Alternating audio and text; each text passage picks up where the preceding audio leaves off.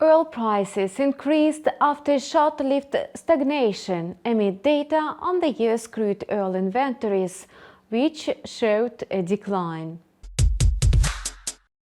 However, the drop turned out to be less than expected. Thus, the US crude oil inventories contracted by 331,000 barrels instead of 1,600,000 barrels. Nevertheless, inventories have been falling for the 8th week in a row. Notably, petrol consumption has not even reached its peak, and the greatest demand is usually looked during the period of summer holidays. That's why the country may face a fuel deficit. Against the backdrop, oil prices are climbing. However, this is not enough to push the price to $90 per barrel.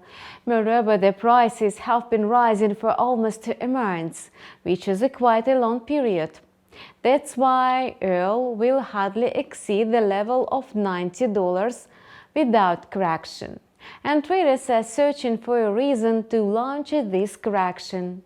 If there is none in the near future, fresh data on oil inventories, which is due next week, is likely to act as such a reason.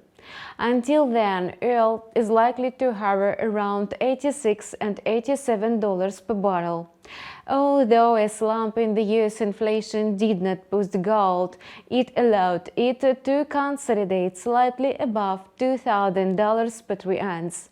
To hit a new weekly high, the price should add less than 0.5%. In fact, the current movement could be defined as a signal of the midterm uptrend continuation. Now, a lot will depend on the comments that will be provided by the Fed's officials. If they alter their rhetoric and talk more about a possible monetary policy loosening, the precious metal will rapidly exceed the level of $2,100 per troy ounce. Otherwise, the price will slide below $2,000 per troy ounce. In Russia, inflation also tumbled to 3.5% from 11%. However, this did not affect the Russian currency. Notably, macroeconomic reports never have an influence on the ruble that is much more affected by political factors, especially by actions of the Bank of Russia and the Ministry of Finance. However, the regulator does not provide information about a further cut in the key rate. Meanwhile, the Ministry of Finance refuses to comment on the currency intervention issue. Such uncertainty has a negative influence on the Russian ruble, which continues to lose value.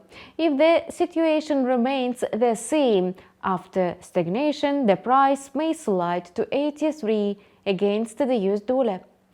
At the moment, the dollar is trading at the level of 81 and 82 rubles, which is still reflecting the bullish sentiment. It's quite possible that the price settlement at these levels may lead to a new rise in the US dollar. And that's all for now. We wish you profitable deals. See you on our channel with a new video in a couple of hours.